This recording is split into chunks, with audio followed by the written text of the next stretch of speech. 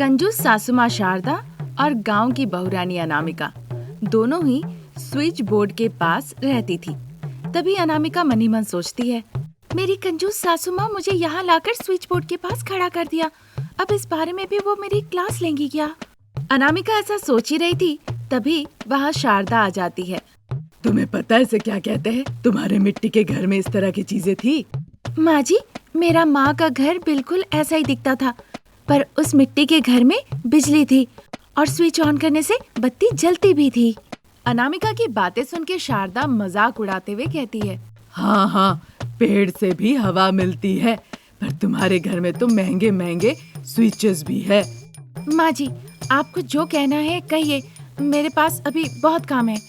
मैं बहुत दिनों से देख रही हूँ, तुम इन स्विचेस को बहुत खराब से इस्तेमाल कर रही हो। इनके साथ बहुत शक्ति से पेश आ रही हो। तो उसमें क्या हो गया माँ जी? बहुत दिनों से इस्तेमाल हो रहे हैं, उनकी आयु अब कम होती जा रही है। संभल के इस्तेमाल करना है। ऐसा कहकर शारदा आहिस्ता से स्विच को ऑन करती है और फिर ऑफ करती है। ये देखकर अनामिका को थोड़ी हिम्मत मिलती है। ठीक है माँ जी, आपने जैसा कहा मैं अब से वैसे ही करूँगी। अरे गांव की बहू, अपने दिमाग को थोड़ा तेज किया करो। उनकी बातें सुन के अनामिका मन ही मन सोचती है, दिखाऊंगी माँ जी, गाँव की बहू भी चालाक हो सकती है, एक दिन जरूर दिखाऊंगी। आप अपनी कंजूसी की वजह से ये सब बचा के रख रही है। अब मैं भी अपना चालाकी दिखाऊंगी, फिर आप ही कहेंगी, बहू इतना अकल मत लगाया करो। ऐसा सोचकर अनामिका वहाँ से चली जाती है। अगले दिन अनामिका अपना चालाकी दिखाते हुए एक बड़ा सा इंडस्ट्रियल फैन लाकर अपने घर के सामने रख देती है। देखकर शारदा बड़ा आश्चर्य हो जाती है। ये क्या है बहू? अरे ओ बहू! इस तरह वो चिल्लाती है। अनामिका धीरे धीरे शारदा जो बाहर खड़ी थी उसके पास आती है। क्या हुआ माँ जी, आप इस तरह क्यों चिल्ला रही हैं? ये क्या, इतना बड़ा फैन यहाँ क्यों लगाया? मैं कहूँ उससे बेहतर है दिखा देती हूँ, देखिए। ऐसा कहकर उस फैन को वो ऑन कर देती है। अब वो फैन तेजी से घूमने लगता है, जिस वजह से आंगन के सारे धूल धक्कड़ हवा से उड़ जाते हैं। आपने कहा था ना कि अपने दिमाग को थोड़ा तेज करो, तो मैंने कर दिया। रोज सुबह सुबह उठ के पूरा आंगन को झाड़ू लगाते लगाते मेरा पीठ दर्द करता था, इसीलिए फैन लगा दिया। इससे सारे धूल उड़ जाएंगे, बस पानी छिड़कूंगी और उस पे एक अच्छा सा रंगोली बना दूंगी। उसकी बातें सुन के अरे बाप रे बाप, मैं अपने कंजूसी से सोच रही हूँ कि बिजली का बिल बचाया जाए। अगर तुम इस तरह से चालाकी दिखाई तो फिर कैसे चलेगा? आप ही ने तो कहा अपना दिमाग लगाया करो, इसीलिए लगाया। ऐसा कहकर अनामिका वहाँ से चली जाती है। इसी तरह दिन गुजर रहे थे। तभी एक दिन कंजूस शारदा किचन में आती है। देखती है वहाँ पे गैस स्टोव नहीं है। देखती है इलेक्ट्रिक स्टोव बिजली से चल रही है। ये देखकर कंजूस सासू माँ बहुत परेशान हो जाती है और बहू को जोर जोर से आवाज लगाती है। अनामिका, बहू, यहाँ मुझे परेशानी देकर तुम आराम से कहीं बैठी हो, इधर जल्दी आओ। उनके चिल्लाने की आवाज सुन के अनामिका जो अपने बेडरूम में थी जोर जोर से हंसने लगती है। इस तरह से सासू माँ चिल्ला रही है, इसका मतलब उन्होंने इलेक्ट्रिक स्टोव देख लिया है। अब कहने लगेगी, मैं गाँव से आई हूँ, थोड़ा दिमाग का इस्तेमाल किया करो। अब मैं इस्तेमाल करूंगी तब पता चलेगा कि कैसे इस्तेमाल किया जाता है। ऐसा सोचते हुए अनामिका अपने बेडरूम से किचन की तरफ जाती है।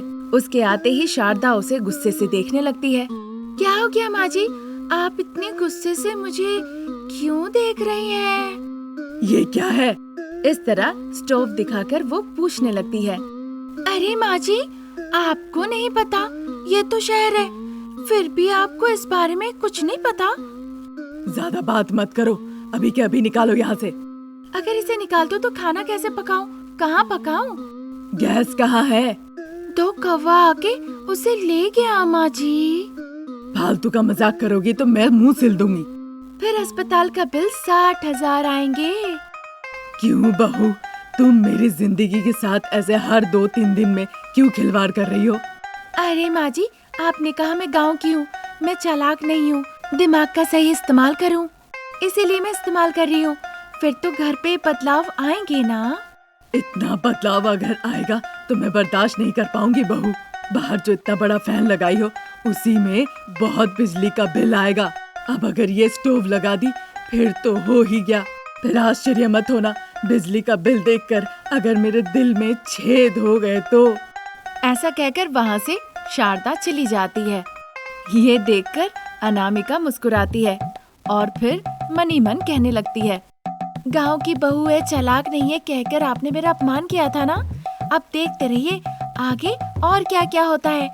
ऐसा सोचकर अनामिका भी अपने बेडरूम के तरफ चली जाती है। इसी तरह दिन निकल रहे थे। फिर करंट बिल आता है।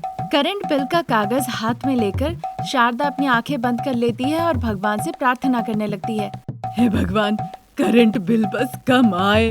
इस तरह से प्रार्थना करती है और फिर अपने हाथ का करंट बिल देखती है। करंट बिल कुछ 3000 हुए थे।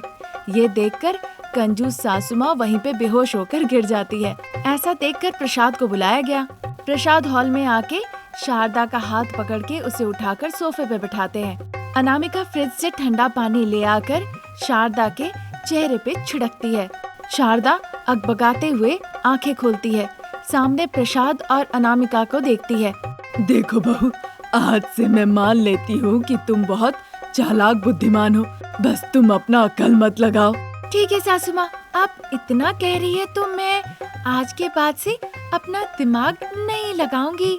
सिर्फ इतना ही नहीं, आपको ये भी मानना होगा कि आपकी गांव की बहू चालाक है, तब जाके मैं इस्तेमाल नहीं करूंगी। अनामिका के ऐसे कहने पर तब जाके शारदा को मन में थोड़ी राहत पहुंचती है। किचन से इलेक्ट्रिक स्टोव गायब हो जाता है और फिर से गैस स्टोव वापस आ जाता है। बड़ा सा इंडस्ट्रियल फैन भी गायब हो जाता है। अनामिका सुबह उठती है, झाड़ू लगाती है, उसमें पानी छिड़क के रंगोली भी बनाती है। बहू फिर से कामकाज में लग जाती है और इस तरह वो परिवार फिर से सुखी परिवार हो जाता है। आज यहीं तक। नई कहानी लेकर हम फिर हाजिर होंगे। नमस्कार। एक दिन रमेश अपनी विदेशी बहू अनामिका को अपने साथ ले आता है। अब जब बेटा पसंद करके बहू लेकर आया है तो माता पिता ने कुछ ऐतराज नहीं जताया। बस उनकी इतनी सी इच्छा थी कि बहू को घर का काम काज, खाना वाना पकाना आना चाहिए। ये सब देखकर एक दिन रमेश कहता है, माँ, मैं समझ रहा हूँ कि आप विदेशी बहू अनामिका को देखकर क्या सोच रही है कि उसे घर का काम काज, खाना पकाना ये सब आना चाहिए, है कि नहीं? आप चिंता मत कीजिए, घर का चाबी अनामिका को देकर आप आराम कर सकती है। ये सब सुनकर फिर प्रसाद शारदा से कहते हैं, दे दो शारदा, हमारा बेटा जब इतने भरोसे के साथ कह रहा है तो हमें भी तो भरोसा करना होगा। उनके कहने पर शारदा बिना कुछ कहे वे घर की सारी चाबियां विदेशी बहू अनामिका को दे देती है। उन चाबियों को देखकर विदेशी बहू अनामिका कहने लगती है, शारदा आंटी, मैं खाना बहुत अच्छा पकाती हूँ। शादी से पहले हमेशा मेरे पिताजी मेरे पकवान खा के बहुत तारीफ करते थे। शादी के बाद राम भी मेरा खाना खा के बहुत खुश होते हैं, इसीलिए तो उन्होंने कहा कि मैं घर अच्छे से संभाल सकती हूँ। ठीक है विदेशी बहू, कल से तुम काम काज में फिर लग जाओ। Sure aunty. ऐसा कहकर हॉल से चली जाती है अनामिका। रमेश भी उसके पीछे पीछे चला जाता है। अगले दिन सुबह सुबह विदेशी बहू अनामिका किचन में जाकर बड़े अजीब से सब कुछ देखती है और मनी मन सोचने लगती है, कल तो राम ने माँ जी के सामने इम्प्रेशन जमाने के लिए बड़ी बड़ी बातें कह दी कि मुझे खाना पकाना अच्छे से आता है, पर असली में तो कुछ नहीं आता। शादी से पहले पिताजी खाना पकाया करते थे, शादी के बाद राम पकाया करते थे, पर यहाँ पे तो राम पकाएंगे नहीं, मुझे ही पकाना होगा। इस तरह सोच के बड़े ताज्जुब होके पूरे किचन को देखने लगी। तभी रमेश ऑफिस जाने के लिए सूट पहन के रेडी होता है और फिर अनामिका के पास आता है। देखता है अनामिका आश्चर्य होके किचन देख रही है। व्हाट डियर, यहाँ क्या कर रही हो? कल तो आपने इम्प्रेशन जमाने के चक्कर में कह दिया कि मुझे अच्छा खाना पकाने आता है और मैंने भी हाँ में हाँ मिला दिया। अब क्या होगा राम? मुझे पहले से ये सब कुछ पता था अनामिका, इसीलिए ये डायरी दे रहा हूँ। इस डायरी में चाय के दुकान का नंबर, टिफिन वालों का नंबर, मेस वालों का नंबर, बिरयानी दुकान का नंबर सब लिखा हुआ है। एक एक को एक एक दिन फोन कर लेना और एक एक दिन अलग अलग वैरायटी तुम घर बैठे ऑर्डर कर देना और ऑनलाइन पेमेंट कर देना। वाह, ये तरकीब अच्छी है। बस आंटी और अंकल को लगना चाहिए कि ये सब कुछ घर में पकाया जा रहा है। बहुत सिंपल है अनामिका, घर पे स्टोव में कढ़ाई चढ़ा के उस पे पानी छिड़कते रहना। रमेश की बातें सुन के विदेशी बहू बहुत खुश हो जाती है और जाके रमेश के गालों को चूम लेती है। रमेश भी खुश हो जाता है। फिर रमेश वहाँ से ऑफिस के लिए निकल जाता है।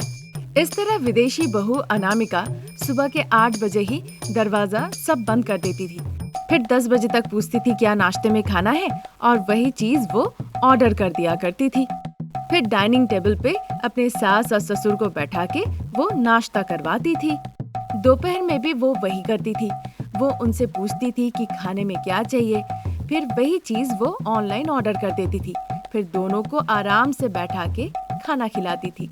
शारदा को कभी कभी संदेह होता था, पर प्रसाद डांट देते थे तो शारदा भी चुप हो जाती थी। फिर एक दिन दोपहर के वक्त बहुत भूख लगी थी।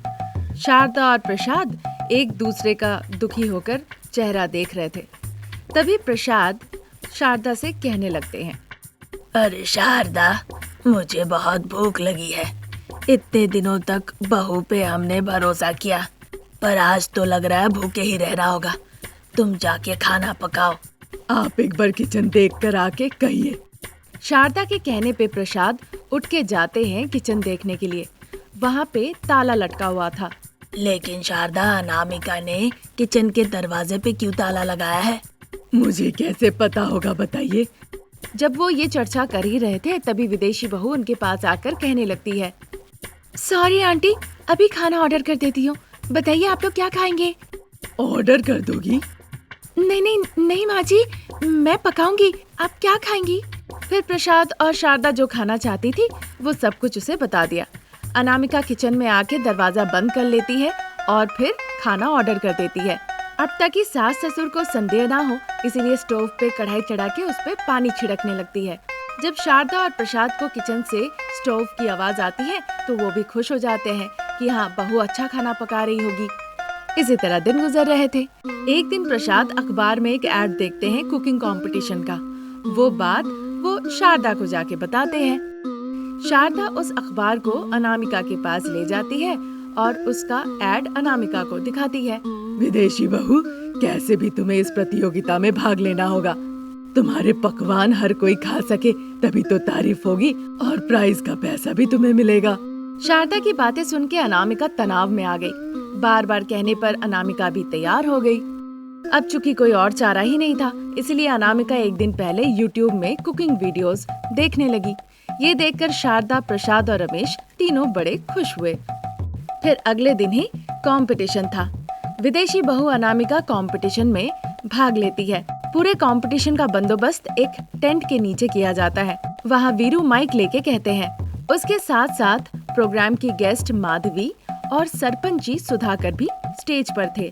फिर विदेशी बहू, जिसे बिल्कुल खाना पकाना नहीं आता था, और बहुत ही अच्छा खाना पकाने वाली सुशीला, दोनों के बीच कंपटीशन शुरू हो जाता है। बाकी लोगों के साथ साथ शारदा, प्रसाद और रमेश भी तालियां बजाकर प्रोत्साहन देते हैं। सुशीला वहाँ पे फटाफट काम कर रही थी, वही अनामिका आश्चर्य होके बस देख रही थी। YouTube में देखा एक भी पकवान उसे याद ही नहीं था। अब चूंकि कोई चारा नहीं था, इसीलिए वहाँ पे रखे सारे सब्जियों को काट के एक बड़े से बर्तन में रख के स्टोव पे चढ़ा देती है। उस पे पानी डालती है और साथ ही नमक डाल देती है। समय निकलने लगता है। फिर गेस्ट माधवी और सरपंच सुधाकर जी सुशीला और अनामिका के पकवान चखने के लिए आते हैं। सुशीला का पकवान खाकर वो उनकी बहुत तारीफ करते हैं। फिर वो आते हैं विदेशी बहू अनामिका का पकवान खाने के लिए। चखने के साथ साथ ही उनके आँख, नाक, कान सबसे धुआं निकलने लगता है, मानो वो वहीं पे बेहोश हो जाएंगे। ये देखकर अनामिका मन ही मन सोचने लगती है, बाप रे, यहाँ रुकना अब ठीक नहीं होगा। अनामिका वहाँ से भाग निकलती है। ये देखकर शारदा, प्रसाद, रमेश भी उसके पीछे पीछे अनामिका अनामिका चिल्ला चिल्ला कर वो भी भागने लगते हैं। थोड़ी देर बाद वो सभी लोग घर पहुँचते हैं। फिर अनामिका अपना दोनों हाथ जोड़ के कहने लगती है, माँ जी, मुझे खाना पकाना नहीं आता। इतने दिनों से मैं होटल से मंगवा के आप लोगों को खिलाती थी, माफ कर दीजिए। बहू ने ईमानदारी दिखा के गलती स्वीकार कर लिया। ये देखकर शारदा बहुत खुश हुई और उसे खाना पकाना सिखाने लगी। फिर सभी लोग एक साथ खुशी खुशी रहने लगे।